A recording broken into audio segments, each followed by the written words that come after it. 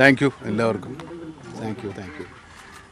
എൻ്റെ കൂടെ പുരസ്കാരങ്ങൾ നേടിയ എല്ലാവർക്കും, ഇപ്പം എൻ്റെ കോ ആക്ടേഴ്സ് അല്ലെങ്കിൽ ആസിഫിനും ടോവിനോയ്ക്കും കൺഗ്രാജുലേഷൻസ്. ഷംല ഹംസയ്ക്ക്, പിന്നെ നമ്മുടെ സിദ്ധാർത്ഥ് ഭരതൻ,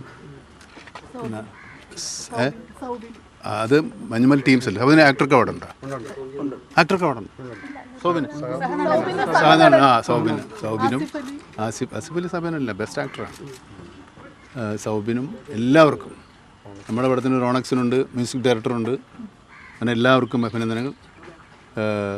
അമൽ നീരദ് ടീമിന് അഭിനന്ദനങ്ങൾ, മഞ്ഞുമൽ ബോയ്സ് ടീമിന് അഭിനന്ദനങ്ങൾ.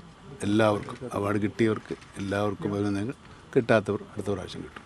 അങ്ങനെ ഇപ്പോൾ പ്രതീക്ഷിച്ചിട്ടല്ലോ ചെയ്യുന്നത്. ഇതൊക്കെ സംഭവിക്കുന്നതാണ്. Thank you. തൂക്കാൻ ഇതെന്താ വല്ലോ കട്ടിയാണ്.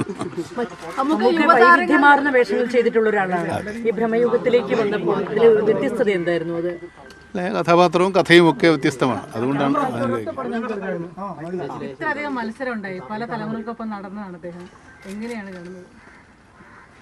ഇതൊരു യാത്രയല്ലേ, കൂടെ നടക്കാൻ ഒത്തിരി പേരുണ്ടാവില്ലേ, അവരും നമ്മളൊപ്പം കൂട്ടിയ പോലെ എന്ന് വിചാരിച്ചാൽ മതി. ഇതൊരു മത്സരമൊന്നും പറയാൻ പറ്റില്ല അല്ലേ, നമ്മൾ ഓട്ട മത്സരമൊന്നും അല്ലല്ലോ.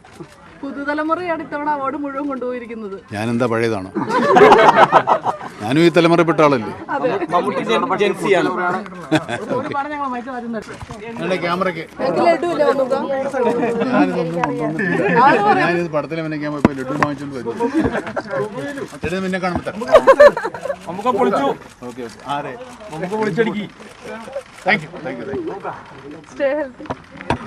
Thank you for the love.